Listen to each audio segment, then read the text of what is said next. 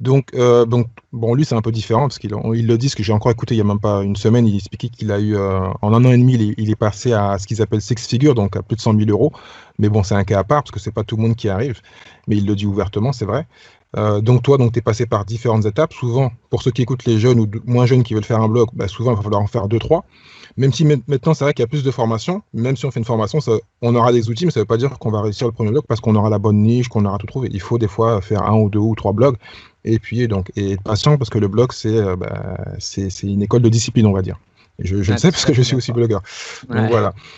Donc, mettons, depuis 4-5 ans, donc, tu es on va dire, blogueur pro. Voilà. Tu vis donc de ton blog principal. Tu as aussi donc écrit un livre sur le blogging. Est-ce que donc automatiquement, comment toi tu vois le blog entre ce qui t'a commencé il y a 10 ans et le blog maintenant? Comment est-ce que, parce que moi, je vais donner mon avis, comme ça va être plus simple, on va parler autour de ça. Super. C'est-à-dire qu'on peut faire le blog. J'aime la lecture, j'aime l'écrit, mais je suis pas un pur écrivain. Même si j'ai souvent des remerciements, je dis merci, mais bon, pour moi, ça me fait rire. Donc, je sais faire le contenu, j'ai compris qu'il faut faire 1500, 2000 mots, j'ai compris la base, la technique, d'être régulier et un peu d'SEO. Mais est-ce que donc le blog, maintenant, c'est que le blog où il faut automatiquement développer l'audio, comme le podcast, les vidéos et le SMO, donc tout ce qui est réseaux sociaux, parce que le blog tout seul, techniquement, c'est compliqué, à moins qu'on soit le meilleur écrivain au monde. C'est une bonne question. Effectivement, aujourd'hui, pour moi, la définition du blogging, c'est vraiment avoir un site où il y a du contenu. Et ce contenu, il peut être audio, vidéo et écrit. Si tu vas sur solopreneur.fr aujourd'hui, tu verras très peu d'articles. Et en fait, ce que je fais, c'est que quand c'est pertinent, je fais du texte. Quand c'est pertinent, je fais de la vidéo. Et quand c'est pertinent, je fais de l'audio.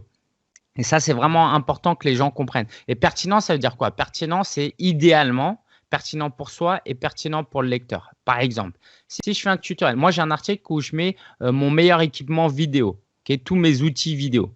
Si je fais une vidéo aujourd'hui à une date précise en listant tout mon matériel, dans un mois, cette vidéo elle sera caduque parce que j'aurai changé mon matériel.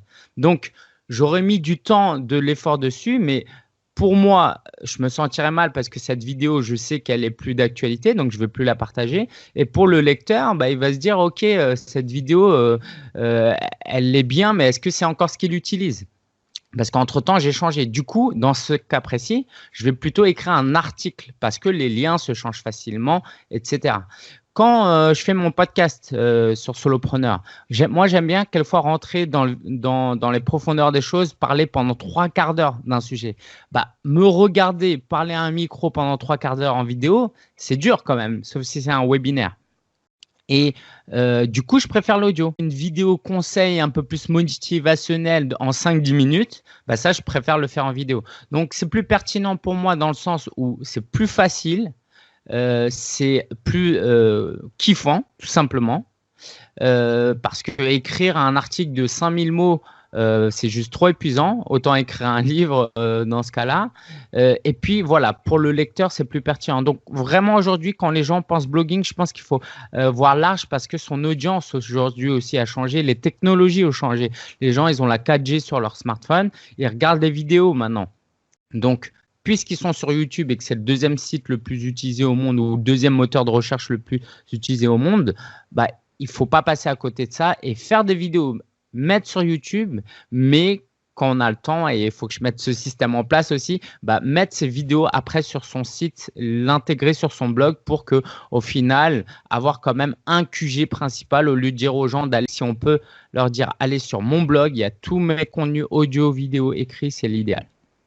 Moi, c'est ce que je fais. Je remets les audios parce que certains l'ont fait. Et en plus de Patfin, je suivais un autre blogueur. Enfin, je suis toujours parce que c'est lui qui m'a invité à Las Vegas il y a 2 ans. C'est John Shaw qui blogue depuis 14 ans. Et je voyais qu'il le faisait. Et j'ai vu aussi, donc je crois que c'est Abondance. Il le faisait. Donc je me suis dit, moi je suis, tout simplement. Si les pros le font, je le fais. Mais après, donc, il y a une technique de base et une chose qu'on parle dans blogging et en affiliation.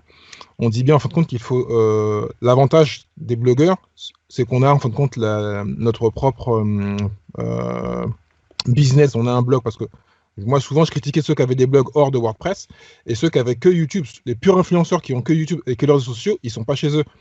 Mais alors, qu'est-ce qu'on fait quand on a, parce que maintenant on a notre WordPress, mais quand tout doucement, on part un peu de WordPress et on va sur YouTube et sur les réseaux sociaux, on n'est pas propriétaire. Donc, comment on règle ce problème-là? Parce qu'on doit maintenant faire de l'audio et donc de la vidéo, mais là, on n'est pas chez nous. Même si on rapatrie en fin de compte les éléments chez nous, il suffit que YouTube nous banne, on n'a plus les vidéos, il faut les remettre sur Vimeo ou ailleurs. Ouais, je suis tout à fait d'accord avec toi.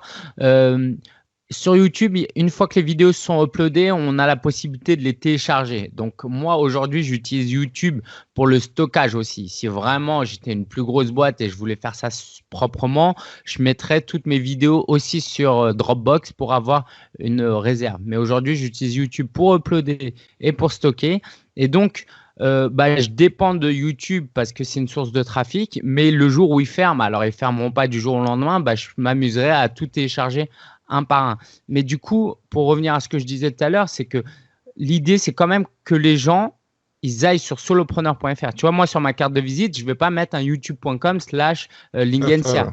Voilà, ou Instagram.com. Je mets solopreneur.fr. Tu vas là, tu as un onglet vidéo. Voilà, ou Instagram.com. Je mets solopreneur.fr. Tu vas là, tu as un onglet vidéo, un onglet podcast, tu as mes onglets vers les réseaux sociaux. C'est le QG. Si je veux que les gens aillent quelque part, si j'ai un appel à l'action à faire, c'est solopreneur.fr, point final. Donc, c'est bien, à la base, c'est toujours le blog. Donc, une question que j'ai passée, donc j'aurais dû la passer au début, parce que j'ai vu que tu as quand même été très malin par rapport au nom de domaine. Est-ce que donc toi, c'est important le nom de domaine, parce que quand même, solopreneur.fr, il faut aller l'avoir. Vivre de son blog.com, il faut aussi l'avoir. En plus, tu l'as en .com. Est-ce que donc tu pars donc du nom de domaine? Ou est-ce que tu as l'idée et après tu cherches les noms de domaine et bon, tu fais avec? Parce que bon, ceux qui étaient avant même Paris en famille, parce que même moi j'ai pensé à faire un blog sur la famille, parce que j'aime Paris, je suis parisien à la base. Je me suis dit, il est malin.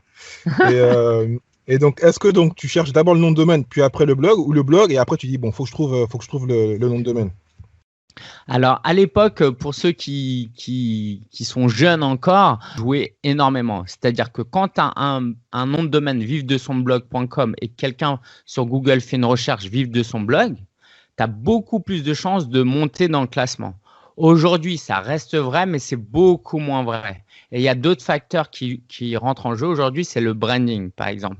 Moi, si je devais totalement commencer de zéro aujourd'hui, je prendrais lingensia.com que je possède notamment. C'est mon prénom et mon nom.com. C'est imprononçable, les gens ne comprennent pas, mais parce qu'aujourd'hui, je travaille sur ma marque personnelle, sur mon personal branding. Je travaille parce que c'est, selon moi, le meilleur moyen de créer des liens, de gagner la confiance des gens. Donc aujourd'hui, j'utilise encore solopreneur.fr parce que c'est un actif que j'ai bâti depuis des années. Et puis parce que c'est une belle marque que j'ai déposée aussi en France. Le jour où j'ai vu que quelqu'un commençait à utiliser Solopreneur dans une pub Google, je me suis dit mince, il suffit que cette marque, je vais être dégoûté. Du coup, je l'ai déposée, mais j'ai aucun problème pour que les gens utilisent ce mot parce que c'est un mot anglais à la base. Je n'ai pas inventé le mot. Donc, moi, je partirais d'abord de l'idée du nom de la marque. Donc, si votre nom, c'est Pierre Martin, parce que vous voulez créer quelque chose, un mouvement autour de votre nom, pierremartin.com. Voilà.